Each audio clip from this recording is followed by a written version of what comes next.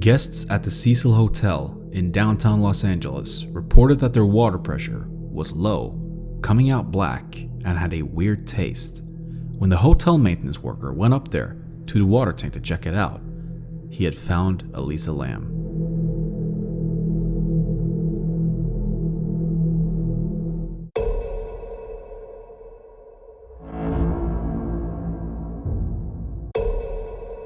Elisa Lam was the daughter of immigrants from Hong Kong. She was born on April 30th, 1991 in Vancouver. Lam was also a student at the University of British Columbia in Vancouver. Elisa was diagnosed with bipolar disorder and depression. She was taking 4 medications for these illnesses. She did not have any history of suicide ideation or attempts. She had gone missing for a brief time though. On the 26th of January 2013, Elisa checked into the Cecil Hotel during a trip to California. She was originally supposed to stay in a shared room with roommates and that she had not met before, similar to a hostel. She was relocated to a different room on her own because her roommates complained of odd behavior. There are no reports of what this odd behavior consisted of. Lam had had daily contact with her parents over the phone. They reported her missing when she missed their calls on February 1st when she was supposed to check out and leave for Santa Cruz. She was last seen in the hotel of January 31st. Her belongings had been left in the room, including her ID, wallet, and computer. The video captured Elisa Lam on the morning of February 1st, 8:30 a.m., the day she was supposed to check out of the Cecil Hotel. The day before, January 31st, was the last time her family in Canada had heard from her. But then the video takes a strange turn. She punches all of the buttons on the control panel, then waits. She steps in and out several times. She even appears to be gesturing in the hallway, although it's not clear if someone is there or not. But could the behavior have something to do with her disappearance? It's now been 2 weeks since anyone has seen or heard from Elisa Lam, who's known to suffer from mild depression and was traveling alone on a trip from her native Canada.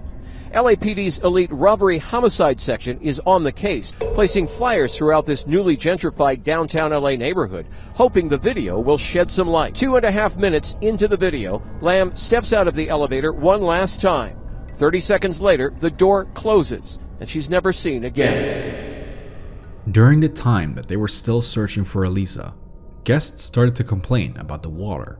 On February 19th, 2013, a maintenance worker looked into one of the 1,000-gallon water tanks on the roof that supply water to the guest rooms, a kitchen, and a coffee shop.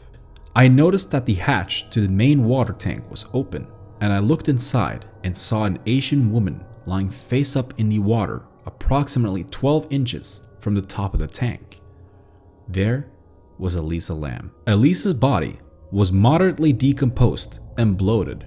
Her skin mostly had a green hue. There was no evidence of physical trauma, suicide, or sexual assault. The sexual assault aspect surprised many because she had been found naked. Clothing that matched the description of what she was wearing was floating next to her. Lam also had her watch and room key with the belongings they found with her. The toxicology test only found traces that were consistent with her prescriptions, non-prescription drugs like ibuprofen and Sinutab, and the 0.2% alcohol that was in her blood. No other recreational drugs were even seen in the report. The experts did note that the concentration of the prescription medication in her system showed that she was under-medicated or had stopped taking her medications recently. No one is sure how Elisa got onto the roof in the first place. Entry to the roof was strictly employee only. The interior stairs had an alarmed and locked door. The only way for her to get up there without alerting anyone was for her to go out of a window and climb up one of the 3 fire escapes. The next question is, how did she get into the water tank in the first place? She would have needed a 10-foot ladder to reach the lid, which weighed 20 pounds. She then would have got into the tank and closed the lid after her. All of this while naked and holding clothes, unless she got undressed in the tank. Could she have done this all alone? The investigation report did not offer an explanation as to how she got into the water tank. The final ruling of the autopsy was that it was an accidental drowning.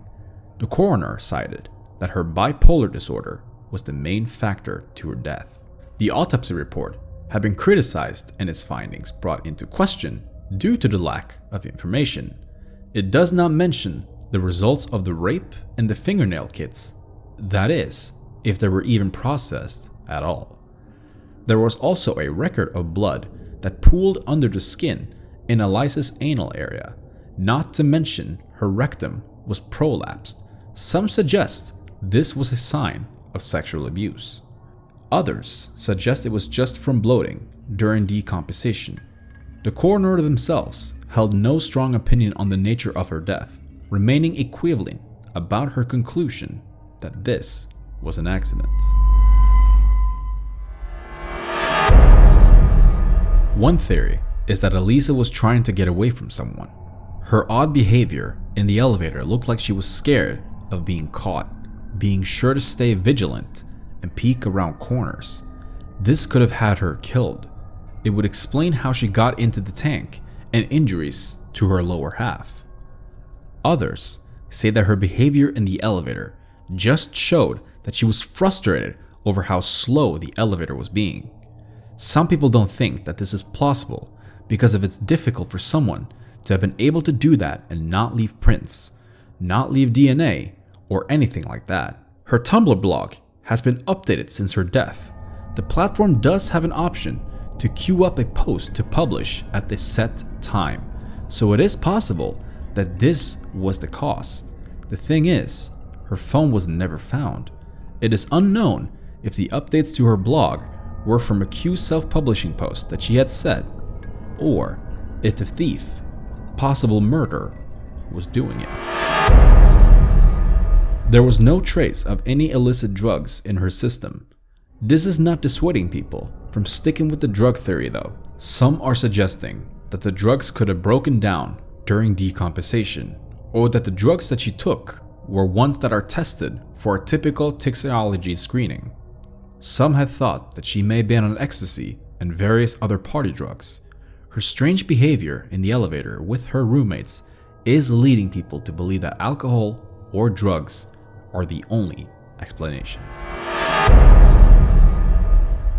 On her Tumblr blog, Elisa had often written about her anxiety and depression. The coroner had reported that the circumstances did not support suicide as a possibility to Elisa's death. She did not intend to harm herself. There are even theories about Elisa communicating with and being killed by the dead. This is mostly brought upon her by the weird behavior that she had in the elevator.